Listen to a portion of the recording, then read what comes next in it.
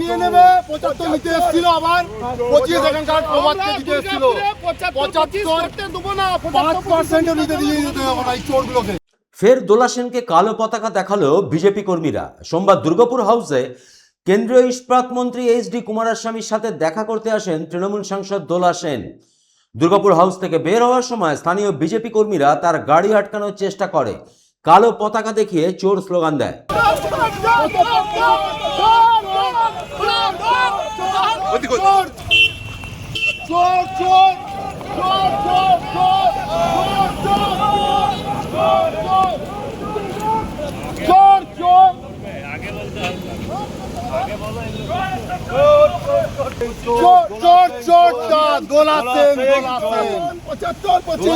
নিয়ে নেবে 75 নিতে এসেছিল, আবার 25 এখানকার প্রবাদকে দিতে এসেছিল।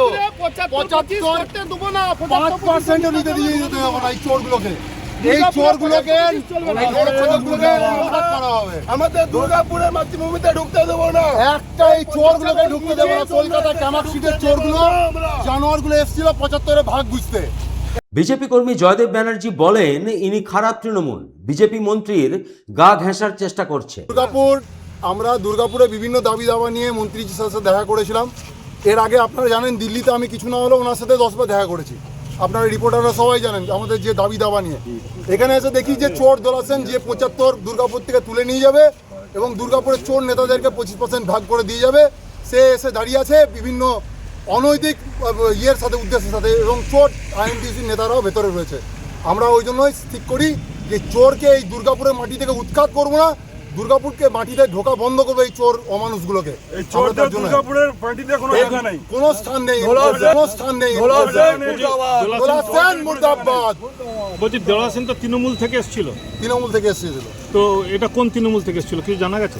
খারাপ তৃণমূল থেকে, কালীঘাট তৃণমূল থেকে। ভালো তৃণমূলের প্রতিনিধিত্ব দোলা সেন করে না বললো। আপনারা কি কালো পতাকা দেখিয়ে তাকে তাড়ালেন? হ্যাঁ, কালো পতাকা দেখি তাড়িয়েছি। ভবিষ্যতে আরো অনেক বড় কিছু দেখানো হবে। এখন কালো পতাকা শুধুমাত্র ট্রেলার ছিল। উল্লেখ্য, এর আগে গত 1 জুলাই আইএনটিটিউসি আয়োজিত এক রক্তদান শিবিরে এসেছিলেন দোলা সেন। সেখানেও তাকে কালো পতাকা দেখান দুর্গাপুরের বিজেপি কর্মীরা। সনাতন গড়াই, 99 নিউজ বাংলা, দুর্গাপুর। আপনারা দেখছেন 99 নিউজ বাংলা। বদলাবো আমরা।